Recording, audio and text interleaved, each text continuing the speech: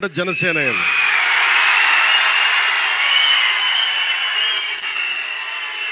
100% ఇది అంటే నేను ఎందుకు ఈ విజయం జనసేన లేదంటే మన జన సైనికులు వీర మహిళలు జనసేన నాయకులది కాదు, కేవలం వారిదే కాదు, 5 కోట్ల మంది ప్రజల ఆకాంక్షదే. మార్పు కావాలి, పాలన మారాలి. ఇవన్నీ చాలామంది కోట్లాది మంది ప్రజల ఆకాంక్ష. ఈరోజు ప్రజలు ఇచ్చిన తీర్పు ఇది. మనందరికీ చాలా జాగ్రత్తగా ఉండాల్సిన సమయం ఇది. కక్ష సాధింపుల సమయం కాదు ఇది. ఆంధ్రప్రదేశ్ భవిష్యత్తుకి పునాది, బలమైన పునాది వేసే సమయం ఇది. అన్నం పెట్టే రైతుకి అండగా ఉండే సమయం ఇది.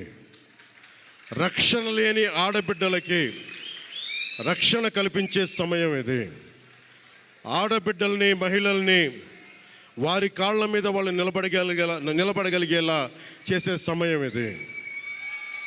నేను ఈరోజు ప్రభుత్వ ఉద్యోగులు కూడా మాటిస్తున్నాను. కాంట్రిబ్యూటరీ పెన్షన్ స్కీమ్ నేను చెప్పాను, నేను బాధ్యత తీసుకున్నాను. ఏరు దాటాక తెప్ప తగలేసే రకం కాదు నేను. కాంట్రిబ్యూటరీ పెన్షన్ స్కీమ్ దానికి సరి సమానంగా అది కానీ మీకు న్యాయం వచ్చేలాగా సంవత్సరంలోపు తీసుకొస్తాను అని మాట ఇచ్చాం. తీసుకొచ్చి తీరుతాం, ఆ మాట మీకు ఇస్తున్నాం. మెగా డిఎస్సి నోటిఫికేషన్ విడుదల చేయించే బాధ్యత మనం తీసుకుందాం. యువత విలవిల్లాడిపోతూ ఉన్నారు, యువత నలిగిపోతూ ఉన్నారు. మీ చదువులకి తగ్గ ఉద్యోగాలు కానీ, మీ స్కిల్స్ని పెంపొందించి మీకు ఉద్యోగాలు కానీ, నేను మీకు చెప్తున్నాను, నాకు చాలా పెద్ద బాధ్యత ఇచ్చారు ప్రజలు. ఈ రోజున మామూలు బాధ్యత ఇవ్వాల. గెలిచింది, పోటీ చేసింది 21, 2 పార్లమెంట్లు గెలిచింది 100%. కానీ బాధ్యత ఎంత ఉందంటే 175 సీట్లు మనమే గెలిస్తే ఎంత బాధ్యత ఉందో అంత బాధ్యతతో మేము పనిచేస్తాం. యువత నలిగిపోయి నేను మర్చిపోలేదు. ఆడబిడ్డలు ఇబ్బంది పడిపోయారు, మేము మర్చిపోలే. సగటు మధ్యతరగతి మనుషులు నలిగిపోయారు. రోడ్లు వెయ్యేలా గుంతలు వేశారు, అరాచకం చేశారు. అవన్నీ శాంతి భద్రతలు చాలా చాలా బలంగా ఉంటాయి, మీకు నేను మాటిస్తున్నాను. అతి తక్కువ వ్యవస్థల్లో రాజకీయ ప్రమేయం చాలా తక్కువ ఉండేలాగా, అధికారులని వారి పని చేసుకునేలాగా ఈ ప్రభుత్వం ఉంటుంది, కూటమి ప్రభుత్వం ఉంటుంది. రైతుకి కష్టం వస్తే హక్కును చేర్చుకునే ప్రభుత్వం తప్ప తిరస్కారంగా చిన్న చూపు చేసే ప్రభుత్వం అవ్వదు మనకి ఈ కూటమి ప్రభుత్వం. నాకు రాజకీయాలు డబ్బు అవసరం లేదు. నేను మీకు మళ్ళీ చెప్తున్నాను, మీకు నేను డబ్బుల కోసం, పేరు కోసం రాజకీయాల్లోకి రాలేదు. మీలాగా నలిగిపోతారు చూసారా ప్రతి ఒక్కళ్ళు.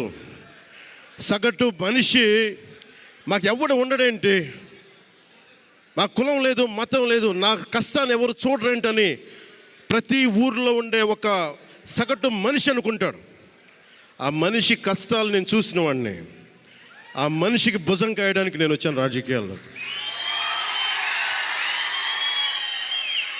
2019లో ఓడిపోతే నా మానసిక స్థితి ఎలా ఉందో ఆ రోజున, ఈరోజు గెలిచినప్పుడు కూడా నా మానసిక స్థితి అలాగే ఉంది. అంతే ధైర్యంతో ఉన్నా. గెలుపు నాకు బాధ్యత ఇచ్చింది కానీ అహంకారం ఇవ్వలేదు, రాదు. ఇంకా భయం వేసింది. అందరూ నాకు శుభాకాంక్షలు తెలియజేస్తూ ఉంటే నాకు భయం వేసింది. ఎందుకంటే ఇల్లు అలకగానే పండుగ కాదు ఇది. ఇల్లు అలకగానే పండగ కాదు, చాలా చాలా బాధ్యత కూడుకున్నది. భీమవరం గాజువాక 2 చోట్ల ఓడిపోయినప్పుడు ఈ రోజున ఇంతమంది ఉన్నారు. ఈ రోజున ఆ రోజున నా పక్కన నన్ను నమ్ముకున్న కొద్దిమంది తప్ప, కానీ నాకు ఒకటే అనిపించింది, నేను పరాజయం చూసి భయపడను, ఓటమి చూసి భయపడను. ఓటమి నాకు బలం ఇస్తుంది, ఓటమి నాకు ఉత్సాహం ఇస్తుంది అనుకున్నాను. దేనికి అంటే నేను ఒకటే నమ్మాను. చిన్నప్పుడు తిరుపతిలో యోగా నేర్చుకుంటున్నప్పుడు ఒకటే నమ్మాను, ధర్మో రక్షితి రక్షిత అని.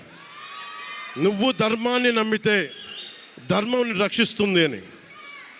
ఎప్పుడో ఒక 30 సంవత్సరాలు ఇంకా ముందే 18-19 ఏళ్ళప్పుడు చదివితే ఈ రోజున ధర్మం కోసం నిలబడ్డాం. ధర్మం కోసం నిలబడితే ధర్మం ఈరోజు మనంటే నిలబడింది. అందుకని మనస్ఫూర్తిగా ఏ శక్తి అయితే కనిపించని ఆ పరాశక్తి, కనిపించని ఆ దేవుళ్ళందరికీ కూడా ఈరోజు నేను కృతజ్ఞతలు తెలియజేసుకుంటాను. మనస్ఫూర్తిగా మీ అందరికీ, పిఠాపురం ప్రజలందరికీ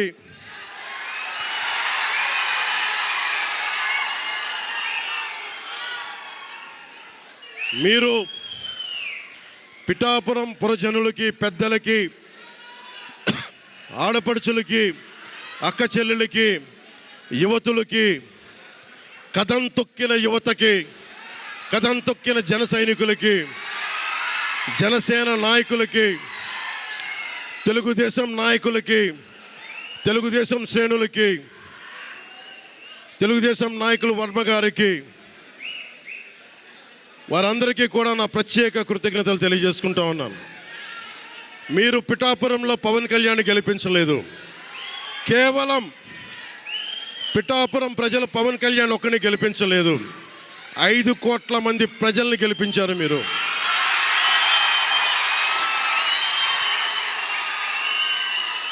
ఓడిపోతే ఇంత బలంగా నిలబడ్డవాడిని. ఇంత గెలిపించి కాదు మీరు ఇచ్చింది, చిన్నపాటి జయం ఇవ్వాల, ఆకాశం అంత విజయం ఇచ్చారు మీరు మాకు, మా కూటమి ప్రభుత్వానికి. ఇది గుండెల్లో పెట్టుకుంటాం, నిలబడతాం, నిర్మాణాత్మకంగా పనిచేస్తాం. మీ కష్టాలలో మీ ఇంట్లో ఒకటిలాగా నేను ఉంటాను, మీ అందరికీ మాటిస్తున్నాను.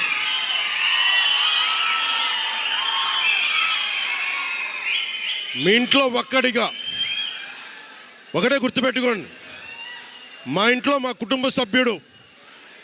నాకు కులాలకి, మతాలకి, ప్రాంతాలకి అతీతంగా ప్రతి ఒక్కరు ఆలోచించాల్సింది, మా ఇంట్లో కుటుంబ సభ్యుడు పవన్ కళ్యాణ్. మా వాడు అసెంబ్లీలో అడుగు పెడుతున్నాడు, మా కష్టాల కోసం మాట్లాడతాడు, మా కష్టాల కోసం నిలబడతాడు. అది చేసి చూపిస్తాను. ప్రభుత్వం ఎలా ఉండాలి, అధికార యంత్రాంగం ఎలా ఉండాలి, రాబోయే రోజుల్లో మీకు అందరికీ చేసి చూపిస్తాం. మళ్ళీ ఒక 10 నిమిషాల తర్వాత మళ్ళీ వచ్చి మాట్లాడతాను. చంద్రబాబు గారు వచ్చారు, వారిని కలిసి మళ్ళీ వచ్చి మేము ఇద్దరం మాట్లాడతాం.